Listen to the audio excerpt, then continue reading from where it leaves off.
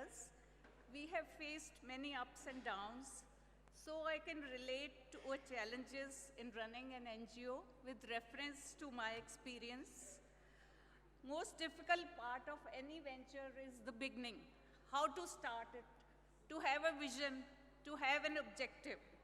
Sahayta was started because our founder, president, and founder member felt the pain of cancer from very close quarters. And their objective was that nobody should die of cancer because of lack of funds. It was a big challenge. Where to start, how to start. A vision was needed, a structure and constitution has to be made, funds and volunteers were required. In 1997, 23rd of May, Sahayta Charitable Welfare Society was registered. We had no funds and very few volunteers, but a passion to do good for others was there. Best place to start was at the hospital, where patients come. One faces many challenges in this journey. Some of them are to establish credibility and rapport with patient and doctors, which is the most important. Then fundraising, structure and constitution, how to get volunteers, to keep them motivated, standard operating procedures with many checks and balances, maintaining a database, dealings with government audits, how to grow continuously. We have a panel of experts and very experienced support groups. So I'll ask question. I'll start with Susmita. Dear Susmita, you have so much experience of working with CPAA. You are an inspiration to others. Share with us your ideas about why we need volunteers, how can they help, what are the qualities of a good volunteers, and how can volunteers help in raising funds? Okay, start with why do we need volunteer? Of course, we need volunteers to reach out, because for the fund constraint, we cannot have a big organization and staff member does go. So these are the volunteers who can reach out to many more people. Now, next one is how do we get? How do we get people to come forward through website, through connections they would like to work? And before they go, the first thing what we do is we arrange for a training program.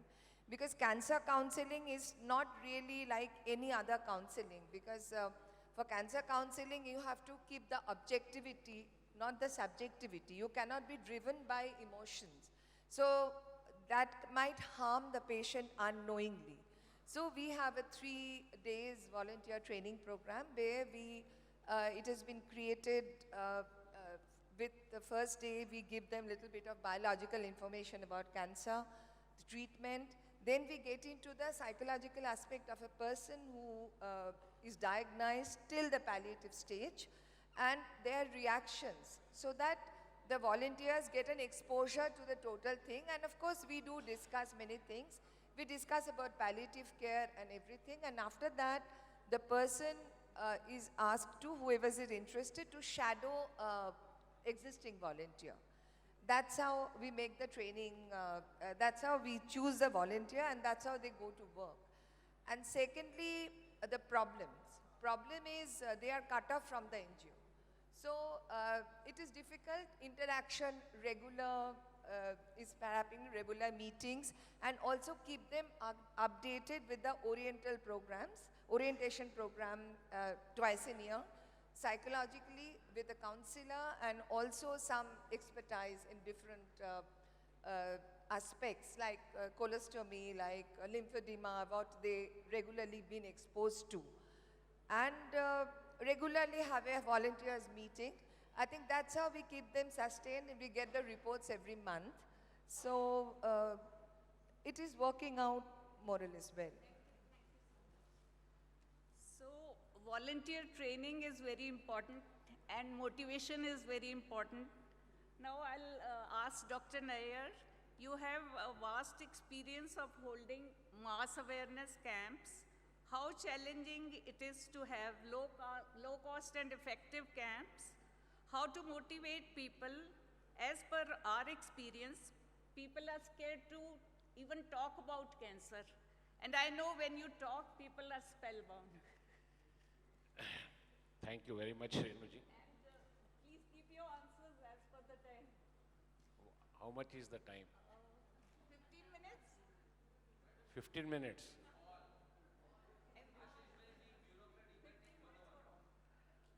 See, I'm so sorry. This is their fault. Good audience, receptive audience, participating audience, enlightened audience, and such a august panelist, and the mic given to me is your fault. You are responsible.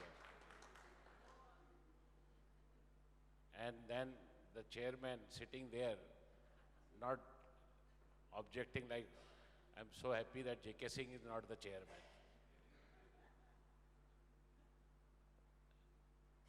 See, to do anything in life,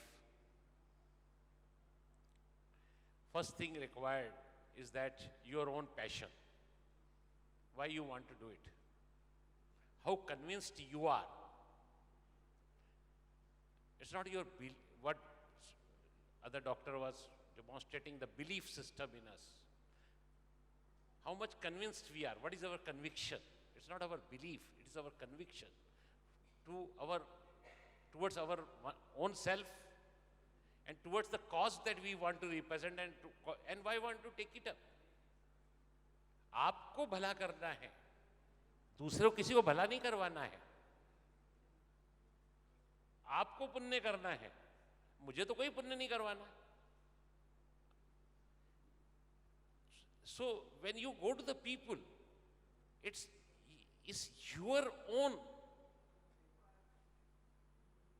body language which impresses, not the words or the dialogues or which impresses, is the passion which you talk, which you believe, your body language, unsaid things which are important. And what is your focus? What is your ultimate objective of doing something? If it is really to help the others, people will come to you. She said, people come. I never went to ask for the volunteers. When we started, we had no TV, we had no WhatsApp, we had no Facebook, we had nothing. So we innovated an idea. The idea was that, you have seen, सबने देखा होगा हिंदुस्तान में वो मदारी वाले खेल होते कि नहीं आजकल होते वो बोल जंबूरे खेल दिखाएगा है ना और वो छोटा मोटा हाथ की सफाई जादू दिखाता है और भीड़ लग जाती है. We said there is a lot of thing which is there very popular to have is that nukkad natak. So instead of nukkad natak, we said Indian people are spellbound with the music. Gita. What is Gita? Gita is something that you can sing. You have to sing it. Gita is, by name it is, you have to sing it. Ramayana, you have to sing it. Guru Granth Sahib, you have to sing it. You can sing it. So the music binds the people. So we created a nukkad orchestra. That nukkad orchestra by young boys and girls, college going boys, totally, that's the age when passion is there to perform, to do something for the others. Everything is there. I've collected a group of about 20 and we named it Gyan Parigyan. Gyan or Parigyan. Both the things are there. And go to the Choraha. First program was done on the staircase of a multi-building. The staircase was made as a stage and people stood there and we started our playing the dhana, dum dum dhana and people gathered and the whole, when the spellbound audience is there, we started that time PPT presentations was not through the computer, it was through the slides. So we brought a slide projector and about 20-30 slides we said, whose life it is anyway, kiski zindagi ka sawal hai. Why I am Dr. Nayyar? I have come to you telling you it's your life. It's your beautiful life. ये उसी जिंदगी का सवाल है जिसके lipstick के 600 shade आते हैं. 600 रुपए की लिपस्टिक भी आती है आज. Somebody was talking, that lady was there. They are selling that, है ना? And one lady can tell you 8 different shades of the red. There's the beauty, there's a love for life which is there. That's the life. And when you talk about that life, whose life it is anyway, मेरा फायदा है कि आपको cancer हो जाए और आपका फायदा है कि आपको कैंसर नहीं हो. अगर मुझे मर्सिडीज खरीदना है तो आप सबको कैंसर हो जाना चाहिए और आप सबने मेरे से इलाज कराना चाहिए. अगर आपका फायदा है, is your life. When you talk about their life, the people listen to you. And when we said that, give us money, we want to make a cancer hospital. So the whole, and then anti-tobacco message was given, early detection message was given. It was given with the facts and figures, exact facts and figures, and in a very elaborate, precise manner. You need environment, what is effect on environment by tobacco? What is the women health? What is the effect of tobacco on children? What is the effect on elderly? What is the effect of smoking? What is the effect? What are those figures which are there? All the details you should know. You should master the game plan. You should be the master of your game plan. You should know each and everything of what you are going to talk. So once you do that, the people listen to you, people are spellbound to you, and then you start doing this. So people, and then people started donating the money. We collected the funds. We gave them the funds. We collected 86 lakh rupees in 350 programs in Indore and around, and we went from all over MP to Delhi, up to Delhi. So it's not, and we did about more than 300 detection camps. Some camps were there, we had 300 patients coming to us, 300 patients, 6 doctors sitting. We had to extend for one day because number of the patients. We promised that each and every patient we'll do the justice, we'll see, and we'll help them out what is possible to be given. So once you do with this clean mind and clean heart and with the passion you have, people come to you. You don't have to spend. If you have to spend money, you have to get a budget. You have to wait for the budget to come from. Then you can't do any NGO work. You have to know how to create the money. Money, resources is the least thing which has ever bothered me. I have collected 18 crore plus rupees in cash in donation so far in my life. The money can be anything. My next question is to Devashish. I have known Devashish for the past 15 years. So you have shown an amazing growth with Deepshikha. You have a child shelter home. You have a palliative care home. Tell us what challenges you have faced in dealing with government and in administration of these centers. How do you administer these centers, how they are run? Thank you, ma'am. I would only like to say that the whole magic has happened because of the power of we and not I. As a leader, people say you are as good as your team, and I would attribute everything to my team. Had it not been for the team, nothing could have been possible. So, ma'am, to answer, there are many people, I would just say one small little thing. Deepshikha, whatever we have done is written there, but when you talk about the government, I am always brought in, whenever government comes in. But one small thing, all of you must have heard of bhavans, Kerala Bhavan, Andhra Bhavan, Madhya Pradesh Bhavan. What kind of a picture do you get? When you go into those bhavans, it is a place where you have red lights, you have ministers, you have bureaucrats, you have people, all those VIPs, protocol duties. We have a bhavan in Mumbai, the Assam Bhavan Mumbai. This bhavan is entirely dedicated to cancer patients. Not a single bureaucrat or a minister comes and stays there. And the reason why it happened is because, all the time we point fingers at the government, but then there were people, when we tried, if I would say I is again wrong. I could have been transferred any day that this officer is trying to speak too much, just isko transfer kar do. Magar aisa nahi hua. We just raised one question, ki how much of governmental work do we actually have with the government does the government of Assam have with the government of Maharashtra? We don't want it to be turned into a holiday home. That is what normally happens when we talk about bhavans. A bhavan in Delhi is different. Our officers and our bureaucrats and our ministers will need to go. But in Kolkata, when we have one in Chennai, we have one in Mumbai, those bhavans should cater to this. And all this, including, from this, it was an offshoot. Deepshikha started. I have my team here, Parul madam, Mrinmoy is there, Dasda is there. It is all this, ma'am, it's because of we and not I. This is how it happened. Thank you.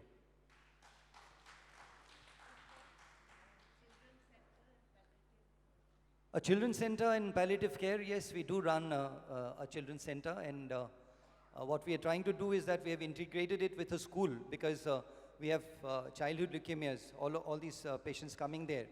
In Mumbai, we have this home where we accommodate around 200 people. And a very pertinent thing is about the money. We have introduced something called the Goodwill Fund. And in that Goodwill Fund, what we do is, all this run, we never tell a donor that you give the money to Deepshikha. We say, we'll connect you to the particular project. Every home in Mumbai or in Guwahati, we have to pay a lot of rent. One home in Guwahati, in Mumbai, costs us around 2.5 lakhs per month, and it is paid by a group called the Meso Group of Companies. So what we did was that we linked that person with the donor, with the landlord. He's very happy that this is how, I'll pay my money directly to the landlord. Secondly, the homes which we run, people, the children's home, as ma'am has asked, that home can accommodate 100 children. And sir, our president was there when we inaugurated it, the hospice. All that is run in the same model. We call it the Goodwill Fund. And in that Goodwill Fund, we may not have money in our coffers. Deepshikha does not have a lot of money in our coffers, but we have a lot of goodwill in society, and it's the society who comes and helps us in our projects. Thank you. My next question is to Jyotsna ji. You are our most senior member of support groups. You started the trend, and you must have faced many challenges in your journey regarding volunteers, how to keep the volunteers together, how to motivate them, and share with us your experience of interacting with volunteers to assign them work as per their capabilities, and how to keep them together mainly. Thank you very much, Renu. Yes, I'm the old woman on the stage. I have been doing this work for 35 years now, and the Delhi chapter of Indian Cancer Society started 34 years ago. So I started in Bombay and then I came to Delhi. The Indian Cancer Society has always felt that we have to address the complete 360 degrees of cancer care. So we do training, we do awareness work, we do screening, we do follow-up, we give patient support. People talked about patient navigation, but we thought of patient navigation, I think, about 20 years ago, because we realized with patients coming into huge hospitals like AIIMS and IRCH that they didn't know what to do, where to go. They were just carried by this flood of people who were moving around. So our volunteers started doing that. Now, when Harmala joined Indian Cancer Society, I think it was 1991 or so, after her cancer experience, she brought a beautiful idea from Canada, which was of having cancer survivors go into the hospitals. They were the ultimate messengers of hope. So if a doctor said to a cancer patient that you'll get well, everything will be fine, the patient thought, okay, that's his job. He has to tell me that I'll get all right. But when a cancer survivor came there and said, look at me, I was where you were 2 years ago or 5 years ago, and look at me, I've not only overcome cancer, I'm coming back to tell you that you can do the same. It was the most powerful message that could go out. Cancer Sahyog has stayed with us. We have now, I think, about 70 survivors on our books. Not all of them can come all the time. Many of them get overwhelmed by the suffering they see. It's a revival of their bad memories. So we don't force anyone. But on the other hand, we don't work in silos. So a cancer survivor can go and do an awareness talk. An awareness speaker can go out with our screening team. Yes, we do insist that anyone who goes to the hospitals must be a survivor or a caregiver. For only one reason. Very often, with the best of intentions, someone who has not experienced cancer can say quite the wrong things. भगवान भरोसे रखो, doctor ठीक नहीं करते हैं तो भगवान तो ठीक करेंगे. It has quite the opposite effect. So we have to know about it. That's where training comes in. Vandana talked about our drop-in meetings. I think we learned a lot from those drop-in meetings because we listened. And the story of our journey with volunteers is that we listen. We listen to each person who comes to us. We ask them why they have come. And I was amused where just recently a friend came back from Australia, and I believe there is a group there doing a research study, no less. Why do volunteers volunteer? Maybe it's something we should all think about. Why do we volunteer? Why do we stick with it? Even though your body, your mind, your heart is telling you you're worn out, you're useless, go home and rest, but you still continue. And the young people who come in, they come with so much passion, so much energy that they energize all the old people in the group as well. How do we keep them together? I wish I could give you an answer in one sentence. I can't. It is just that we have to make sure that they enjoy the experience of what they're doing. They do not get on to getting bored, getting tired of what they're doing. They have to enjoy what they're doing. I'll keep it at that. I could go on forever.